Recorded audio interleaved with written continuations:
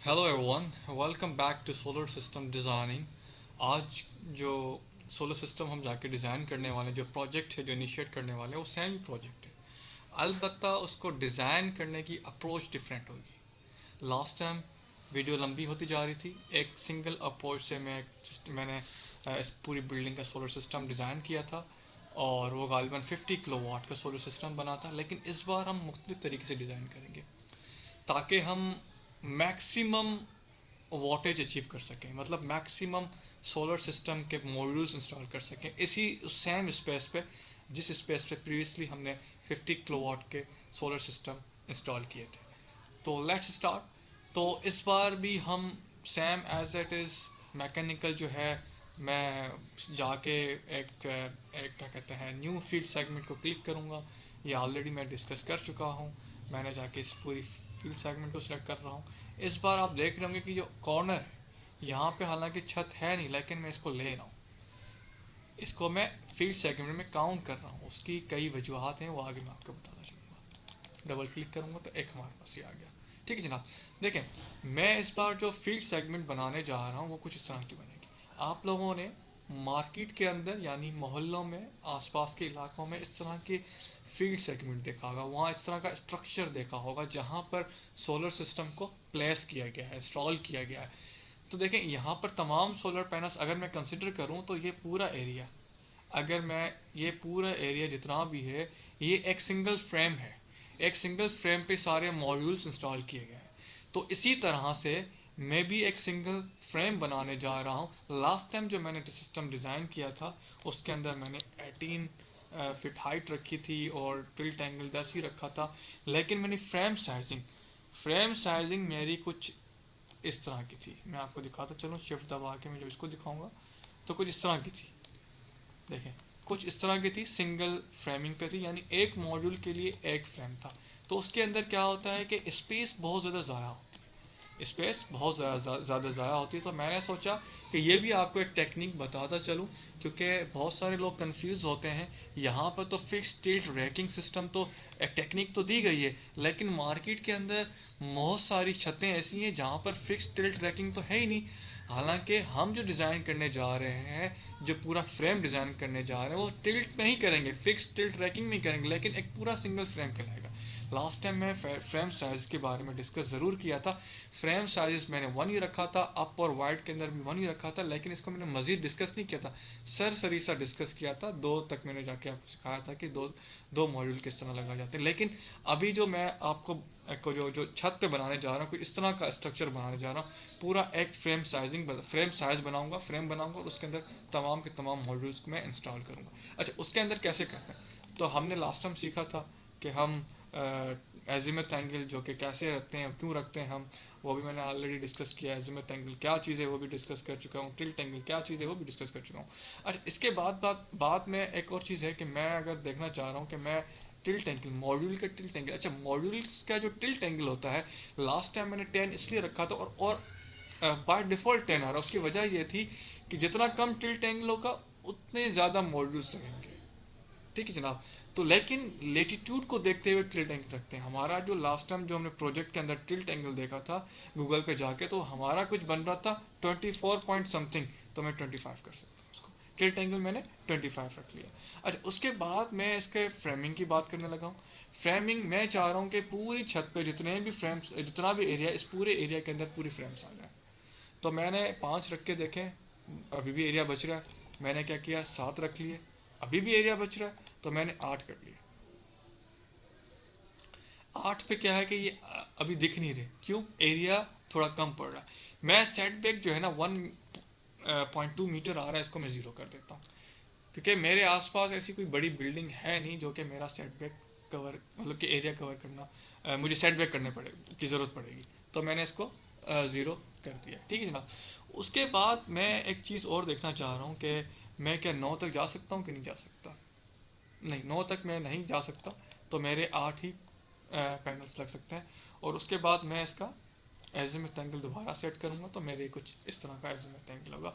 तो अब देखेंगे, लास्ट टाइम हमारा जो एक फील्ड बन रही थी उसके अंदर तकरीबन यहाँ पे 36 मॉड्यूल्स लग रहे थे, लेकिन अब 96 मॉड्यूल्स। कितना बड़ा इजाफा, लास्ट टाइम जो बन रही थी हमारी, मुझे गालिबन याद आ रहा है कि वो कोई 24 किलोवाट की बन रही थी, लेकिन अब 30.7 किलोवाट के मॉड्यूल्स आ रहे हैं इसके अंदर, और एरिया भी टोटल ऑलमोस्ट यूज हो रहा है।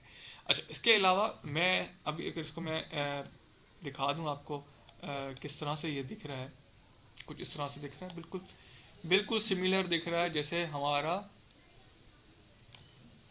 हमारी इस इमेज में दिख रहा है, बिल्कुल इसी तरह दिख रहा है, लेकिन ठीक है जनाब, बिल्कुल सेम ही दिख रहे हैं।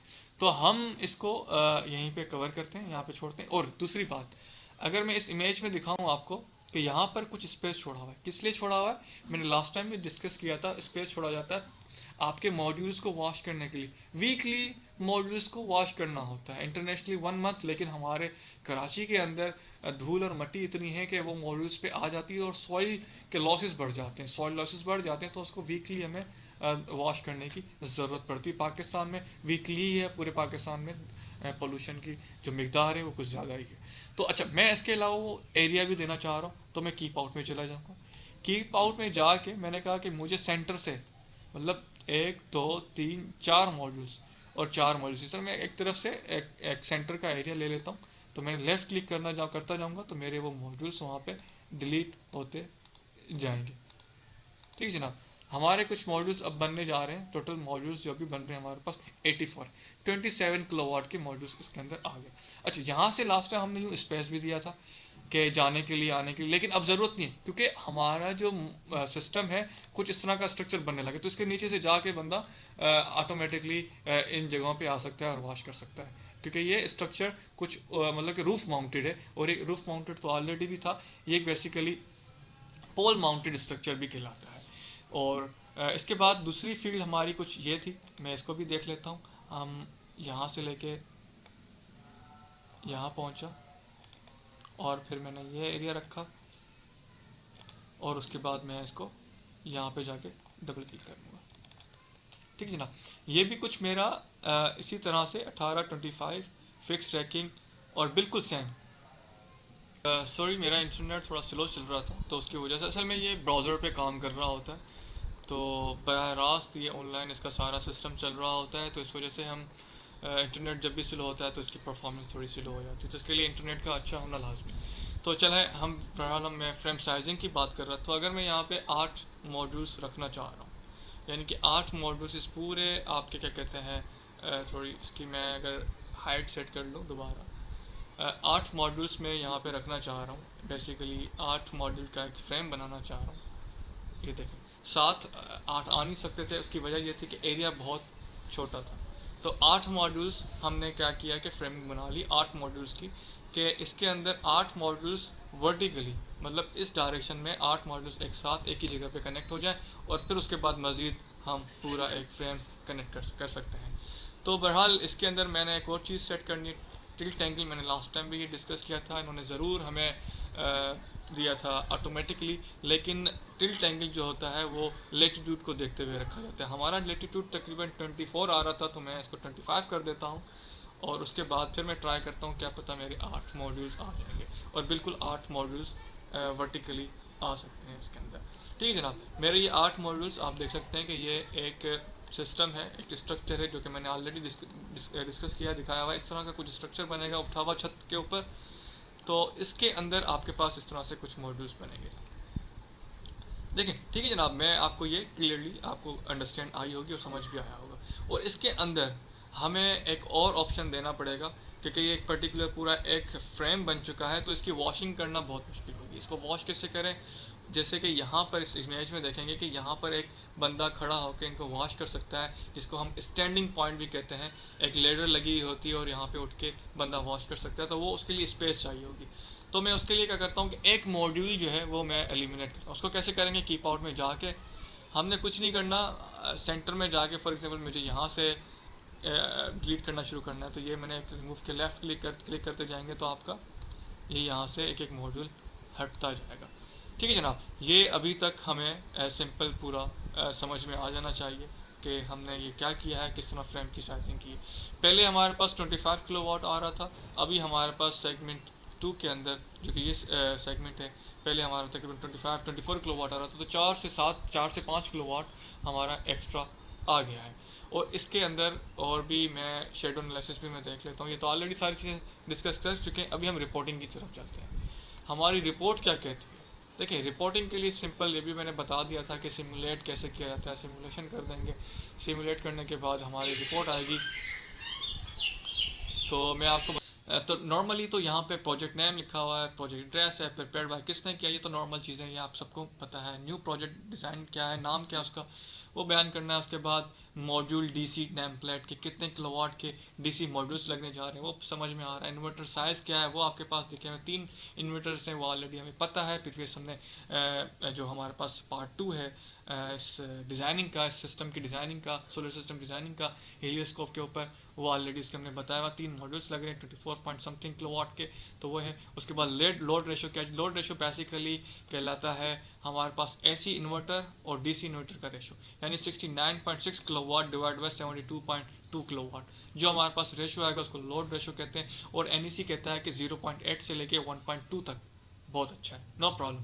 यानी कि एफिशिएंटली आपका सोलर सिस्टम के जो इन्वर्टर होंगे वो एफिशिएंटली परफॉर्मेंस दे रहे होंगे। यानी 0.96 अगर बहुत अच्छा है, नो प्रॉब्लम। यानी कि 0.8 और 1.2 के बीच में आ रहा है तो बहुत अच्छा है, नो प्रॉब्लम। उसके बाद एनुअल प्रोडक्शन, ये भी नॉर्मल ही है। एनुअल प्रोडक्शन कितने यूनिट्स प्रोड्यूस करेगा? 1 to 9.6 मेगावाट आवर के एनर्जी ये एनुअली प्रोड्यूस करेगा, ये जो हमारे पास हमने जो सिस्टम डिज़ाइन किया। उसके बाद हमारे पास परफॉर्मेंस रेशो होता है। परफॉर्मेंस रेशो जितना अच्छा होगा उतना अच्छा आपका सोलर सिस्टम डिज़ाइन किया हुआ है। इसका मतलब यह है कि जितना अच्छा परफॉर्मेंस होगा, परफॉर्मेंस रेशो होगा, उतनी ज़्यादा एनर्जी प्रोड्यूस होगी। फॉर एग्जांपल, परफॉर्मेंस रेशो है क्या चीज़, ये भी तो हमें पता होना चाहिए। फॉर एग्जांपल कि हमारे पास रखा हुआ है, हमारे पास इतनी एनर्जी प्रोड्यूस हो रही, कितनी? 1 to 9.6 मेगावाट आवर। ये रेशो बताता है दो चीज़ों के दरमियान, एनुअल प्रोडक्शन कितनी आ रही है 1 to 9.6 megawatt hour divided by ideally annually कितनी प्रोड्यूस होगी। यानी तमाम लॉसेस को रिमूव करके आइडियली देखा जाए कि ये जो सोलर सिस्टम हमने इंस्टॉल किया हुआ है ये कितनी एनर्जी प्रोड्यूस करेगा एनुअल के अंदर, तो उसके साथ डिवाइड करेंगे तो हमारे पास परफॉर्मेंस रेशो होगा। ये परफॉर्मेंस रेशो एनुअली भी हो सकता है, मंथली भी हो सकता है, वीकडेज के हिसाब से भी हो सकता है। तो नॉर्मली परफॉर्मेंस रेशो भले मंथली करें, वीकडेज के हिसाब से करेंगे तो वो आपके पास कुछ इस तरह का आएगा। तो हमने एनुअली किया हुआ है तो तकरीबन हमारे पास 83.1 आ रहा है, ये बहुत अच्छा आ रहा है। नॉर्मल ये 70 to 90 के दरमियान आ रहा होता है, तो 83.1 बहुत अच्छा है सिस्टम के हिसाब से। ये एक अलग से एक बहुत अच्छी और बहुत इंपॉर्टेंट टर्म है जिससे हमें पता चलता है कि परफॉर्मेंस क्या है। नॉर्मली एनईसी कहता है कि 1700 से लेकर 2000 तक जो होती है हमारे पास kilowatt hour to kilowatt peak बहुत अच्छी है। ये एरिया पे भी डिपेंड कर रही होती है। जैसे हम कराची की बात करें तो यहाँ 1700 बहुत अच्छी होती है, 1700 to 200 के 1900 के दरमियान होती है, बहुत अच्छी होती है। लेकिन 1862 आ रहा है, बहुत अच्छी, अभी भी बहुत अच्छी, कोई बुरी नहीं, बहुत अच्छी परफॉर्मेंस है। तो ये है क्या चीज़? देखें, मैं अगर एक मिसाल दूँ कि मेरे पास मिसाल क्या, हमारे पास एक सिस्टम डिज़ाइन है, मिसाल की दूँ, हमारे पास 69 किलोवाट आवर 69.6 किलोवाट का एक सिस्टम डाला हुआ है। वो पूरे दिन में कितनी एनर्जी प्रोड्यूस कर रहा है? पूरी एनर्जी हम रखेंगे किलोवाट आवर के अंदर, डिवाइड बाय 69.6 किलोवाट के साथ कर लेंगे, तो हमारे पास जो रेशियो आएगा उसको हम कहते हैं kilowatt hour to kilowatt peak. जितना ज़्यादा होगा उतना अच्छा है। नॉर्मली 1700 से अबव होता है और तकरीबन 2000 के तक जाता है, ये डिपेंड करता है एरिया टू एरिया। उसके बाद वेदर डेटा शीट है, कहाँ से वेदर लिया है ये हमारे पास को बता रहा है। सिमुलेटर वर्जन है जो अभी हमने इससे किया है वो बता रहा है। उसके बाद शेडो रिपोर्ट ऑलरेडी हम अगर हम क्लिक करेंगे तो हमारे पास शेडो रिपोर्ट आ जाती है। शेडो रिपोर्ट बताती है कि हमारे पास शेडो की क्या एनालिसिस, पूरा शेडो का एनालाइज कर सकते हैं हम। तो हमारे पास ग्रीन जोन है, 100% का एरिया आ रहा है, तो 93 से लेकर 100 तो ग्रीन जोन है, तो हमारे पास पूरा ग्रीन जोन है। तो यहाँ पर इसका मतलब यह है कि शेडो का कोई प्रॉब्लम है ही नहीं। तो देखा जाए तो फील्ड सेगमेंट और फील्ड सेगमेंट 1 और 2 हमारे पास तकरीबन 99% जो है हमारे पास ये परफॉर्मेंस दे रहे हैं, तो हमारे पास ऐसा कोई सच इशू आ नहीं रहा। तो ऐसी पावर कितनी जनरेट होगी हमारे पास कहते हैं कि किलोवाट आवर के अंदर 10,659 किलोवाट आवर की एनर्जी प्रोड्यूस होगी जनवरी के अंदर। ये सारा बता रहा होता तो बहुत अच्छा हमारे पास इसकी परफॉर्मेंस आ रही है। उसके बाद हमारे पास लॉसेस को देखने के बाद हमारे पास कुछ एनुअल प्रोडक्शन की बात हो रही है कि सालाना हमारे पास ये कितनी प्रोडक्शन दे सकता है। एनुअल प्रोडक्शन हमें हॉरिजॉन्टल एरिया हमें बताया जा रहा है कि साल के पूरे साल के अंदर कितनी रोशनी उस छत की सतह पे पड़ेगी, वो 2008 किलोवाट आवर पर मीटर स्क्वायर पड़ रही है। लेकिन हमने जब टिल्ट एंगल सेट किया तो उसकी वजह से थोड़ी इंप्रूव हो गई, वो तकरीबन बन गई तकरीबन 2241 किलोवाट आवर पर मीटर स्क्वायर, यानी कि 11.6% इजाफा हुआ टिल्ट एंगल को सेट करने की वजह से। शेडो की वजह से कुछ लॉसेज होंगे जो कि 0.9% है, जिसकी वजह से थोड़ा आपके क्या कहते हैं किलोवाट आवर डिक्रीज हो जाता है। उसके बाद आफ्टर रिफ्लेक्शन की वजह से मैंने ऑलरेडी डिस्कस किया हुआ है, जब उसकी मॉड्यूल की सतह पर फॉल होकर रिफ्लेक्ट हो जाए और वो सोलर मॉड्यूल के अंदर ना जाए और सेमीकंडक्टर को टच ना करे, टच किए बगैर रिफ्लेक्ट हो जाए, तो उसकी वजह से जो लॉसेज होंगे वो 2.5% होंगे। एरिडनेस सॉइलिंग की वजह से ऑलरेडी 2% होगी, ऑलरेडी डिस्कस कर चुके हैं सॉइलिंग क्या चीज़ है। तो हमारे पास टोटल हमारे पास जो एरिडनेस मिल रही होगी उसकी एनुअली उसकी सोलर जो हमने सिस्टम डिज़ाइन किया है सोलर मॉड्यूल्स के ऊपर, वो तकरीबन बनेगी 2123 किलोवाट आवर पर मीटर स्क्वायर। ठीक है जनाब। उसके बाद हमारे पास नेम प्लेट, हमारे पास एनर्जी हमें जो मिल रही होगी ग्रिड के पास, वो तकरीबन टोटल 1,30,000 तकरीबन यूनिट्स हमें मिल रहे होंगे एनुअली ग्रिड को। उसके बाद हमारे पास ये ऑपरेटिंग एम्बिएंट टेम्परेचर होगा, जो हमारा जो एनवायरनमेंट का टेम्परेचर होगा वो बताया जा रहा है कि 29.4 सेल्सियस होगा। एनुअली की बात कर रहे हैं, नॉर्मल एवरेज ये रहेगा। उसके बाद एवरेज ऑपरेटिंग सेल का टेम्परेचर जो होगा वो 40। जो सेल का टेम्परेचर जब एनर्जी प्रोड्यूस करता है तो सेल का टेम्परेचर बढ़ जाता है, तो ये 40.8 सेल्सियस होगा। तो ऑपरेटिंग आवर्स तकरीबन 4,404 घंटे होगा। और हमारे पास सोल्ड आवर वही सेम चीज़ बताई जा रही है। उसके बाद हमारे पास कंडीशन बताई जा रही है कि सेट क्या चीज़ होगी। वेदर की कंडीशन हमने एरिया का बता दिया कौन सा होगा, सोलर एंगल क्या है, मेट्यो से हमने जो ये बेसिकली हमने वेदर का जो डेटा लिया है वह मीटियोर टाइप का डेटा कहलाता है, वो कहाँ से लिया वो बताया। ट्रांसपोजिशन मॉडल के बारे में ये सारी चीज़ें हमारे पास, टेम्परेचर मॉडल ये सारा मीटियो डेटा कहलाता है, इन्वायरमेंटल डेटा कहलाता है, ये ऑलरेडी ये ऑटोमेटिकली सिलेक्ट कर लेता है। उसके बाद फिक्स टिल्ट एंगल हमने क्या रखा हुआ है, वो तकरीबन उसकी वजह से जो रेक टाइप फ्लैश माउंट किया हुआ है हमने, उसकी सारी चीज़ें हमारे पास यहाँ पे सारी डिस्कस की गई है। एरियंस वेरियंस क्या चीज़ है, ये हमारे पास सारी चीज़ें हमारे पास डिस्कस की जा चुकी हैं।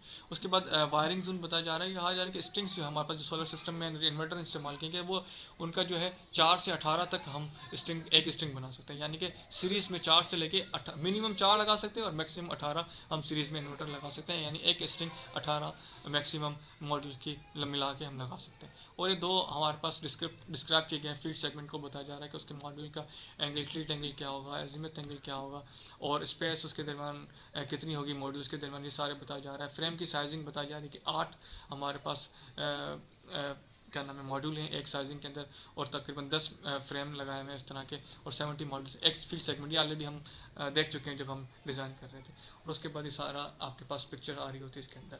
ठीक जनाब, मैं उम्मीद करता हूँ आपको ये सारा कुछ समझ में आया होगा, रिपोर्ट को किस तरह समझे जाते हैं। इसके बेसिकली दो मेन पैरामीटर्स होते हैं। एक तो क्या कहते हैं हमारे पास ये लोड रेशो को देखना होता है और एनुअल प्रोडक्शन को देखना होता है। मेन जो है हमारे पास परफॉर्मेंस रेशो और किलोवाट आवर पर किलोवाट पीक, ये दो चीज़ें अच्छी होनी चाहिए। इससे हमें पता चल रहा होता है कि हाँ आपकी क्या कहते हैं परफॉर्मेंस क्या चल रही है। मैं उम्मीद करता हूँ आपको ये समझ में आया होगा। अगर कोई भी क्वेश्चन आपके माइंड में आता है तो ज़रूर कमेंट बॉक्स में कमेंट करें, उसका आंसर दे दीजिएगा। Bundle of thanks for watching.